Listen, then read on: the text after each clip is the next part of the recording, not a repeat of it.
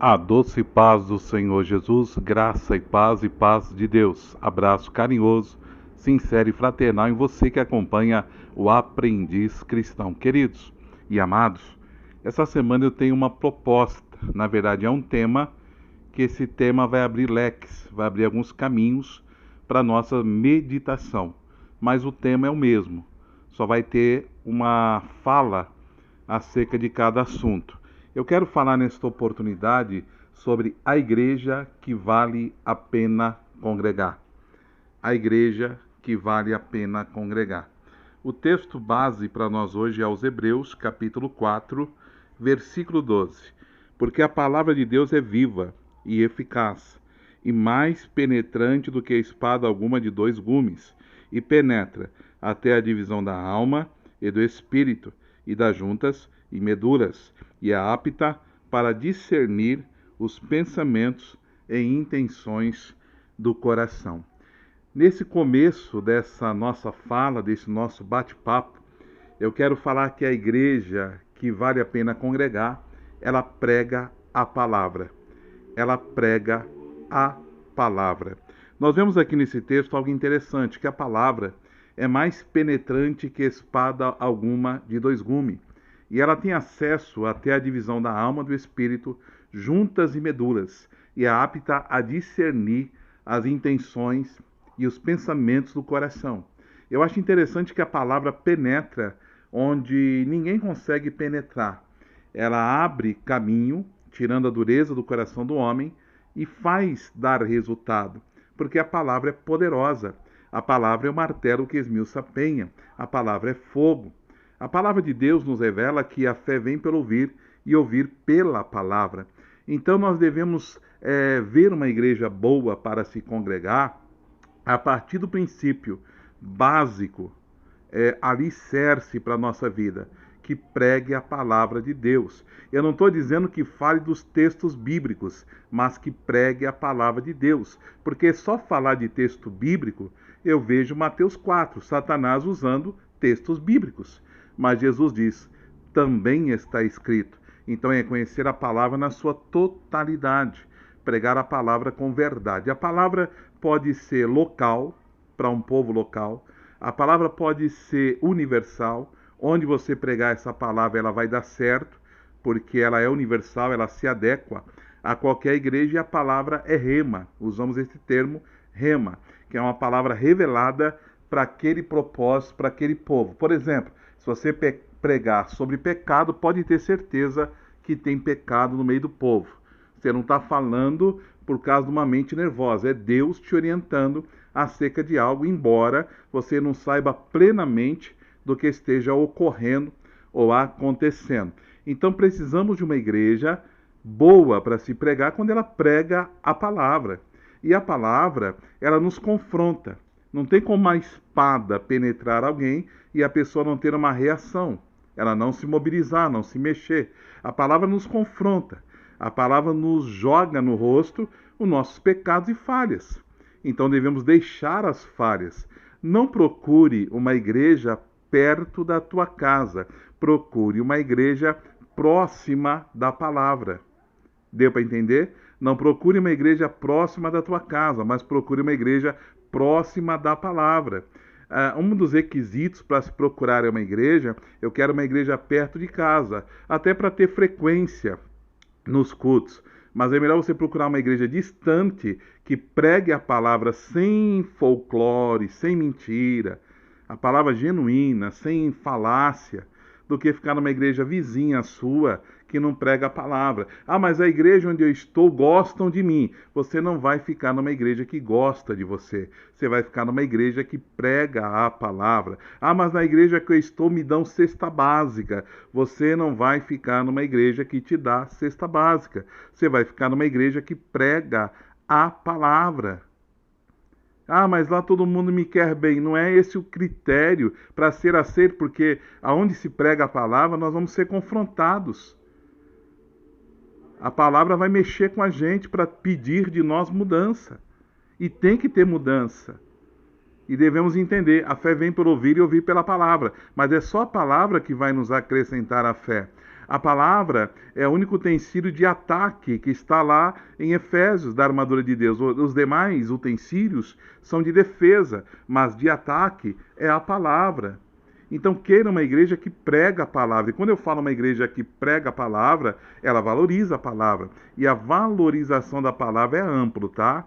A valorização da palavra começa pelo tempo que a palavra recebe para ser pregada. Palavra tem começo, meio e fim. Não tem como você falar para mim de uma igreja abençoada que o tempo da palavra é 5 ou 10 minutos. Essa igreja não valoriza a palavra. Dão oportunidade para as pessoas só para tampar buraco. É melhor deixar alguém pregar a palavra com um tempo melhor do que dividir o horário em 5 para cada um falar uma bobagem qualquer. É melhor alguém que está com a palavra, porque tem essa verdade, estar com a palavra. Nem sempre me ouça, a palavra está com o pastor, mas o pastor tem em si o princípio, a vaidade, eu poderia dizer aqui, de querer pregar. Mas às vezes ele não está com a palavra. E não diminuir em nada, passar para quem esteja com a palavra. E às vezes a palavra está com o membro, viu? A palavra não está com quem tem carteirinha ou tem curso de formação. A palavra muitas vezes está com o membro. Mas por causa dessa vaidade, às vezes me perguntam se eu conheço alguém para pregar. Eu falo, meu amado, eu conheço pessoas que eu poderia te indicar para pregar na tua festividade. Só que não são obreiros. E por não ser obreiros, ninguém quer receber. Como você vai receber numa festividade e falar, está aqui esse irmão que é da igreja tal, mas ele não é obreiro, não é nada. O pastor presidente você vai chamar a tua atenção, porque é cultural, tem que ser obreiro. É como se um membro não pudesse receber a palavra. Quem está sensível recebe. A Bíblia diz, os sinais seguem ao que crê. Lá não fala nada de obreiro, querido. Com todo respeito aos obreiros de plantão, lá não fala nada de obreiro. E a gente tem essa vaidade de achar que nós somos a última bolacha do pacote, a última Coca-Cola do deserto, e as pessoas que Deus vai usar somos nós, não é nós. Deus vai usar alguém. Tome cuidado com a igreja que prega você, porque o evangelho não é você, o evangelho é plural, é nós. Essa igreja que só evidencia você, você é cabeça, você é poderoso, você toma posse, você conquista, você é cabeça e não cauda, você é crente águia, você vai chegar em lugares longe. Essa igreja está pregando tudo para você, até uma palavra coach, mas não está pregando a palavra. Existe palavra e a palavra. Quem tem ouvido, ouça o que o Espírito diz às igrejas. O Espírito Santo não vai ficar testificando de nós. E se fala que eu sou alguém, os outros não são ninguém. Não tem como todos ser alguém. Alguém não é. Então, quando fala, é coletivo, porque somos membros de um só corpo, entrelaçados um no outro, em que Cristo é a cabeça. Mas não existe você. Pai nosso. Venha a nós. O evangelho é plural. E não é singular. Você, você, você, você, você. O culto não é para você. O culto é para nós. Eu me lembro no passado de uma igreja que havia profecia para o povo, porque diz que a profecia é melhor do que a língua estranha, porque fala com a igreja, edifica a igreja, há entendimento. Mas hoje em dia as profecias são isoladas, para um, para outro e para outro. E não é para a igreja, mas somos igreja. A porta do inferno não prevalece contra a igreja. Então tome cuidado com essas igrejas que trabalham assim, porque eu diria que não é uma igreja que vale a pena congregar. Se você falar para mim, irmão Wagner, duas igrejas, uma que tudo é pecado e a outra que nada é pecado, em qual você congregaria? Eu congregaria na igreja que tudo é pecado. Mas por que, irmão Wagner? Porque na minha leitura, a igreja que fala para mim que tudo é pecado, ela me acende a lanterna, a luz de alerta, e eu vou tomar cuidado com tudo. Mas aquela que fala que nada é pecado, eu vou andar displicentemente, relaxadamente, desenfreadamente, e vou cometer deslizes, porque a linha entre o acerto e o erro é muito tênue, ela é muito fina. Nós podemos estar errando e achar que estamos acertando. Eu não estou conversando com alguém porque ele pisou na minha autoridade. E não perdoamos e achamos que isso é normal.